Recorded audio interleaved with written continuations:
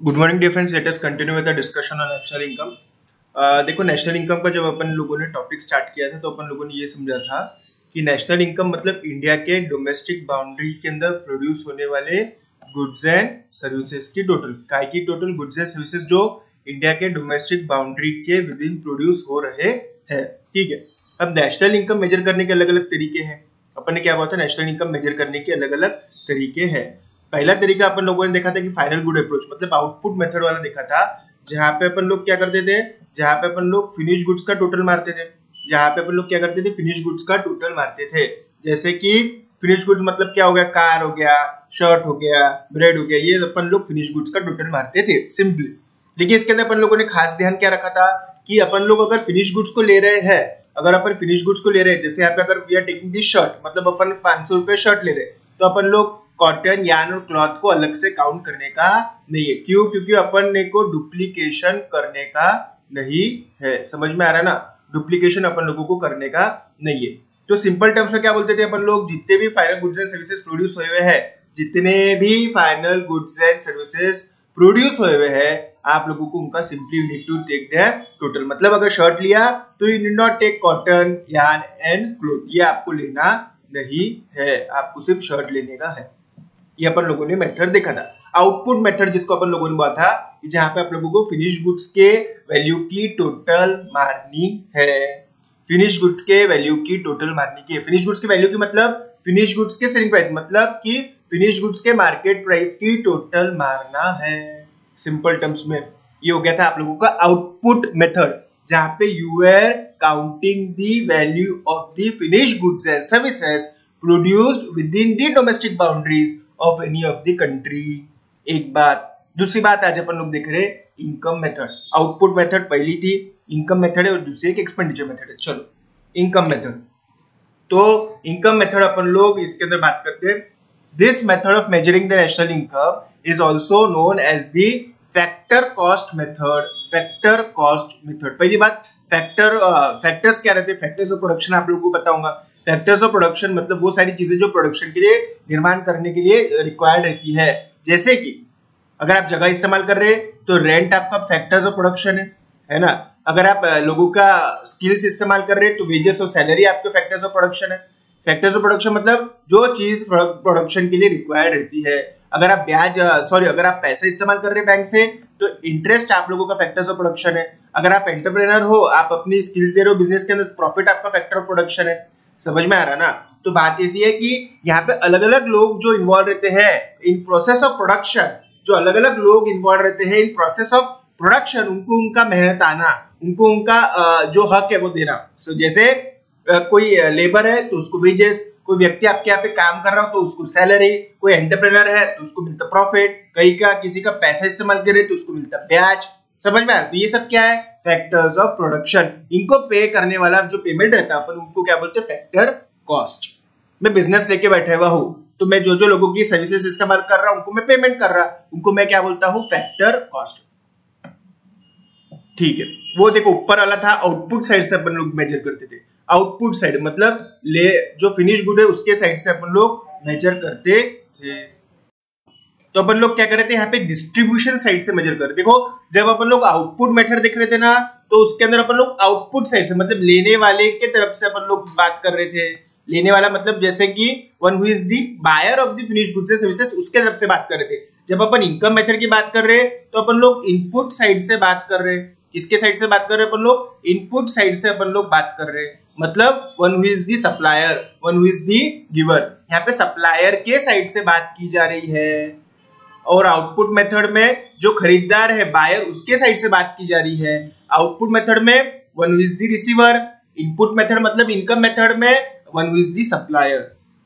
According to this method, the income payment received by all the citizens of the country in a particular year are added up.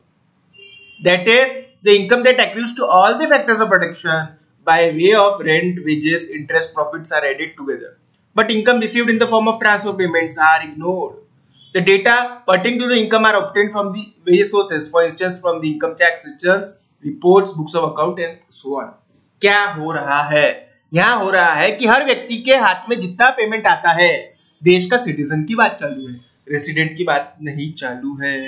Resident कैसे मिलते हैं, resident के और citizen में क्या फर्क है? सिटीजनशिप आपको बाय बर्थ मिलती है, भारत में पैदा हो गए तो आप भारत के नागरिक कहलाते हैं, समझ में आ रहा है? लेकिन ये भारत का नागरिक भारत में रहना आजीवन जरूरी है नहीं, वो अमेरिका में भी रह सकता है। तो भारत का नागरिक तत्व भारत की सिटीजनशिप को बोला जाता है। रेसिडेंट मतलब यहाँ पे जो रहते हैं, भले वो रेसिडेंट, भले वो सिटीजन हो या ना हो। सिटीजन मतलब one who is born in country. Resident मतलब जो यहाँ पे 182 डेज से ज्यादा रहता है, इनकम टैक्स कंसेप्ट है। सिटीजन मतलब one who is born in the country. जैसे मैं यहाँ पे बॉर्न हुआ, मेरी प्रॉपर्टी यहाँ पे है, मुझे उससे रेंट मिलता है, लेकिन मैं अभी हाल फिलहाल में अमेरिका चले गया 20 साल से, तो मेरा रेंटल इनकम भी इसमें आने वाला है। समझ में आ रहा है ना? क्योंकि मैं यहाँ का सिटीजन हूँ, भले मैं यहाँ पे नहीं रहता, लेकिन मेरी properties are earning me income from here. तो हर व्यक्ति के हाथ में जितना पैसा आता है, in the form of interest, in the form of wages, in the form of salaries, in the form of anything, profits and all those things are added together, but income received in the form of transfer payment are ignored. मतलब जैसे मैं ना कमाता नहीं, मेरे को लेकिन है ना 100 रुपीज पर मंथ की स्कॉलरशिप मिलती, ये इसमें इंक्लूडेड नहीं है। मैंने मंदिर में पैसा दिया, वो इसमें इंक्लूडेड नहीं है। मुझे आपने 101 रुपए दिए, मुझे वो इसमें इंक्लूडेड नहीं है। मतलब scholarship, gift, donation, charity, pensions, unemployment allowance मतलब बेरोजगारी भत्ता, ये इसमें इंक्लूडेड नहीं है। Rent, wages, interest, profit plus mixed income plus net income from abroad. समझ में आ रहा क्या?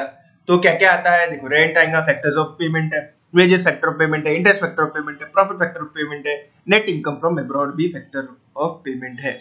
मतलब विदेश से जो पैसा मिल रहा है लेस विदेश को जो पैसा जा रहा है, उनका नेट करके, मतलब एक्सपोर्ट माइनस इंपोर्ट। समझ में आ रहा क्या? GNP can be treated as sum of factor income earned as a result of undertaking economic activity। हाँ, जो इकोनॉमिक एक्टिविटी करके पैसा मिलता है वही है। पेंशन इकोनॉमिक एक्टिविटी करके नहीं मिलता, वो इसमें इंक्लूडेड नहीं है। स्कॉलरशिप इकोनॉमिक एक्टिविटी करके नहीं मिलता, इसमें इंक्लूडेड नहीं है। डोनेशन, गिफ्ट नहीं है। माँ अपने बच्चे को पढ़ा रही, there is nothing of economic activity, कोई पैसा लेन देन नहीं है, इसमें इंक्लूडेड नहीं है। मम्मी आपके लिए खाना बना रही, इसमें इंक्लूडेड नहीं है। टीचर अपने खुद के बच्चों को पढ़ा रहा, इसमें इंक्लूडेड नहीं है। टीचर आप लोगों को पढ़ा रहा, इसमें इंक्लूडेड है।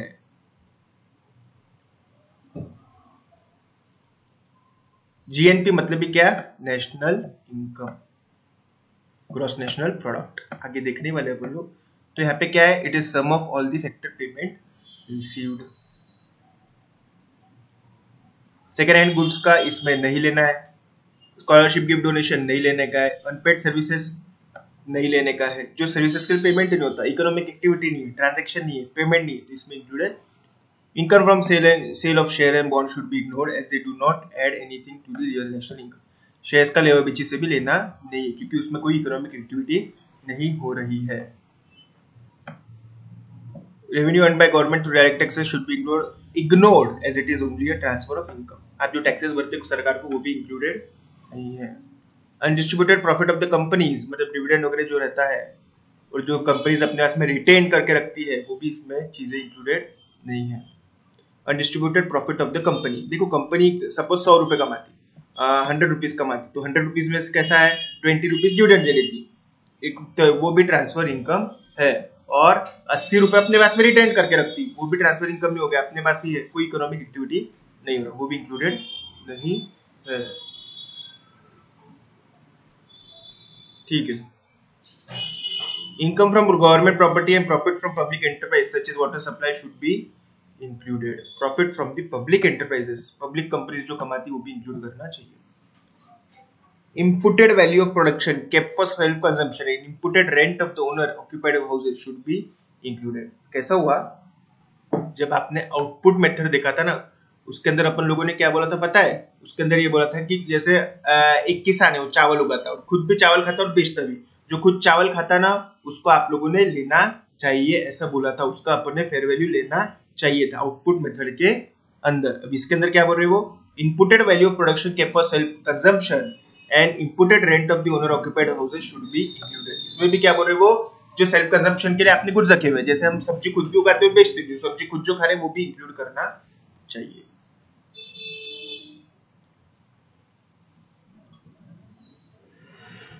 ठीक है क्या? तो सारे फैक्टर्स ऑफ पेमेंट, जो भी फैक्टर्स ऑफ प्रोडक्शन को जो पेमेंट कर रहे हैं वो अपन लोग यहाँ पे ऐड कर रहे हैं।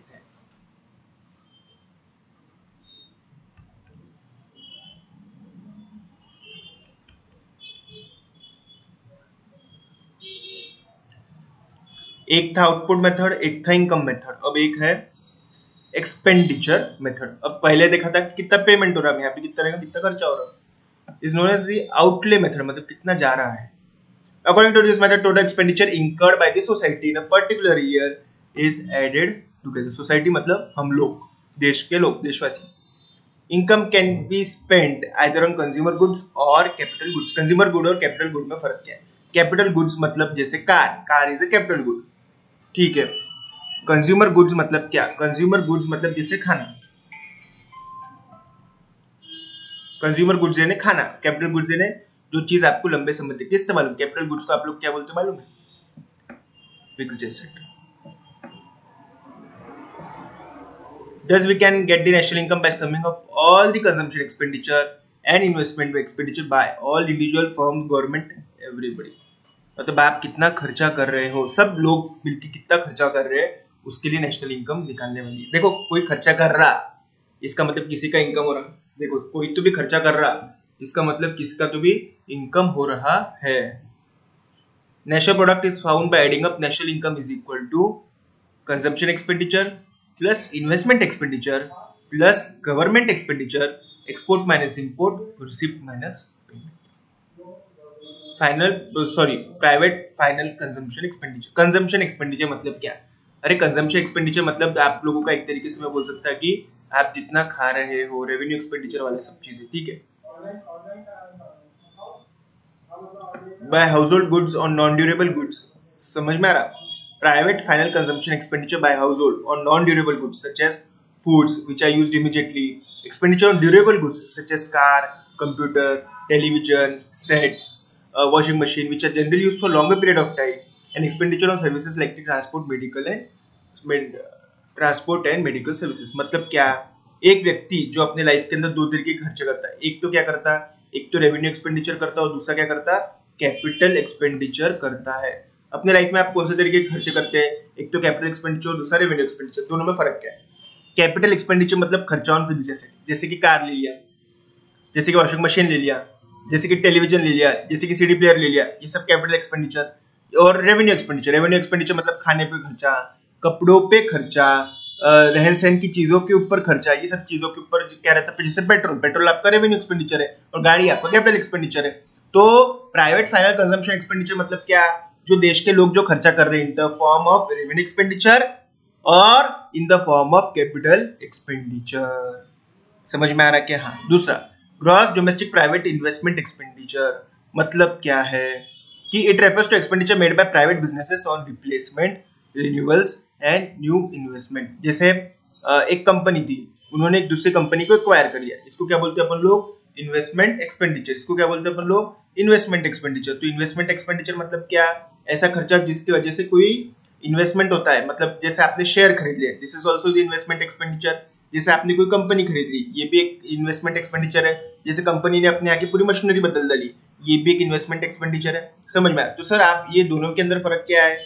ये कंजम्पशन के लिए है और ये जो है ये कंपनी के लिए है। समझ में आ रहा क्या? कंपनी जो खर्चा करती वो है ये, कंपनी जो खर्चा करती वो है ये on replacements, renewals and new investments.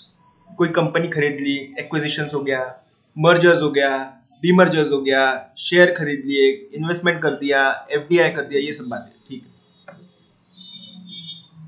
Private business मतलब गवर्नमेंट इसमें इंक्लूडेड नहीं है।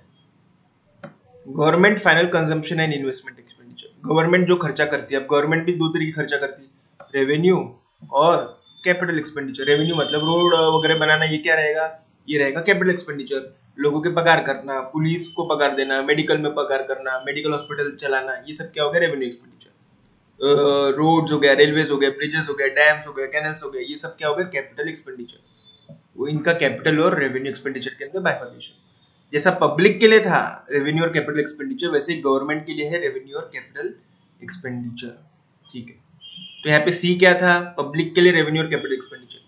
आई के लिए था प्राइवेट इन्वेस्टमेंट एक्सपेंडिचर, जो अपन लोग इन्वेस्टमेंट करते हैं शेयर्स के अंदर, डिबेंचर्स के अंदर, बॉन्ड्स के अंदर, कंपनीज के अंदर। जी से क्या है, गवर्नमेंट का रेवेन्यू और capital expenditure. Next, net foreign investment and net exports, it refers to the difference between the export and import. Export और इंपोर्ट में का फर्क वो यहाँ पे आ गया। और next, difference between the expenditure incurred by the foreigners on the domestic goods and services and expenditure incurred abroad by the residents of foreign goods and services। अपन लोग जो बाहर जाके खर्चा कर रहे, लेस फॉरेनर्स जो यहाँ पे आके खर्चा कर रहे। समझ में आ रहा है रिसिप्ट एंड पेमेंट में का फर्क है। और फोर्थ और फिफ्थ में क्या फर्क? Fourth is difference between export and import and fifth is the difference between the payment and receipt. कैसे पेमेंट होता है? अपन अमेरिका में जा रहे हैं, वहां पे खर्चा कर रहे तो अपना पेमेंट हो गया। अमेरिकन से यहाँ पे आके खर्चा कर रहे वो अपने लिए रिसिप्ट हो गया। रिसिप्ट एंड पेमेंट में का डिफरेंस इज फिफ्थ और एक्सपोर्ट और इंपोर्ट में का डिफरेंस इज फोर्थ। ठीक है, तो यहाँ पे इनकम, यहाँ पे नेशनल इनकम कैसे काउंट होगी? In terms of expenditure. पहला, पब्लिक कितना एक्सपेंडिचर कर रही है। सेकंड, पब्लिक कितना इन्वेस्टमेंट कर रही है। थर्ड, गवर्नमेंट कितना एक्सपेंडिचर कर रही है।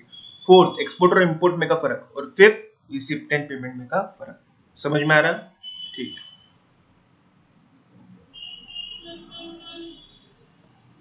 आगे का अपन लोग देखते हैं नेक्स्ट इज